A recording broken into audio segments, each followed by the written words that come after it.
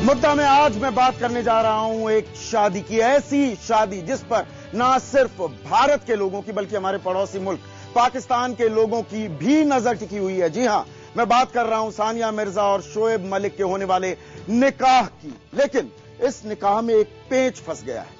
पेंच का नाम है आयशा सिद्दीकी। आयशा का दावा यह है कि वो बीवी हैं, उन्होंने निकाह किया शोएब मलिक से और वो आरोप लगा रही हैं कि फरेब किया है, जालसाजी की है, धोखेबाजी की है शोएब मलिक ने उनके साथ। तो लब्बो-लुबाब यह है कि इस लव, शादी और धोखे का जो ये पूरा एक ड्रामा चल रहा है, एक सिलसिला चल रहा है, इसमें दोषी कौन है, पाक साफ कौन है, यही है आज का मुद्दा। और इसी मुद्दे पर बात करने के लिए कुछ खास मेहमान मेरे साथ स्टूडियो में हैं, कुछ देश के अलग अलग हिस्सों से जुड़ेंगे। मेरे साथ हैं वसीम कादरी साहब, जाने माने वकील हैं, सुप्रीम कोर्ट में प्रैक्टिस करते हैं। मेरे साथ हैं फिरोज अहमद बख्त साहब, स्तंभकार हैं, सामाजिक कार्यकर्ता भी हैं। उनके बाईं ओर बैठे हैं अख्तर उल वासे साहब, ये इस्लामिक स्टडीज के हेड ऑफ द डिपार्टमेंट हैं जामिया यूनिवर्सिटी में। और उनकी बाईं ओर हैं डॉक्टर मुबीन, ये सामाजिक विश्लेषक हैं। इसके अलावा आपको मुंबई लिए चलूंगा, मुंबई में मौजूद हैं जाने माने वकील माजिद मेमन साहब। इसके अलावा कोलकाता में मौजूद हैं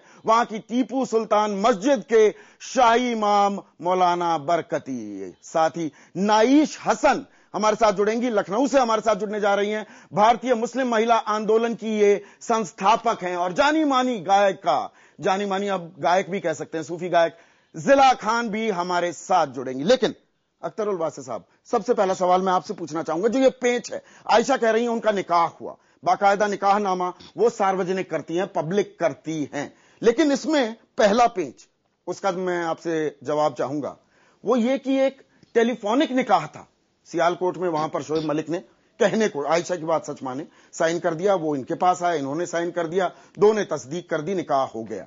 इस्लाम इजाजत देता है टेलीफोन के जरिए निकाह की? देखिए, टेलीफोन पे निकाह होते रहे हैं, लेकिन ये बात जो है कि ये प्रमाणित होनी चाहिए कि जो जिन दो लोगों का रिश्ता तय हुआ था उन्हीं दोनों के बीच में वो निकाह हुआ। और इसको जाहिर बात है सुनिश्चित जो करेंगे वो गवाह करेंगे जो कि निकाह के वक्त दोनों तरफ मौजूद थे और जिन्होंने के उस पर हस्ताक्षर किए, और वो कादी करेगा।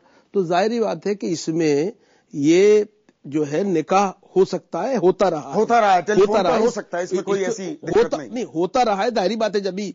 तो ये एक जो सवाल है, और असल बात ये है कि इसको प्रमाणित होना चाहिए कि वो निकाह हुआ था और जिन दो व्यक्तियों के बीच में तय हुआ था रिश्ता, उन्हीं दोनों के बीच में वास्तविक रूप में हुआ था। यहां पर शाही इमाम बरकती साहब, मैं आपसे जानना चाहूंगा, पाकिस्तान से जिन दो विटनेसेस की बात की जा रही है उनमें से एक ये कह रहे हैं कि असल में ये वो लड़की नहीं, यानी कि आयशा सिद्दीकी के साथ निकाह नहीं हुआ, तस्वीर किसी और लड़की की थी।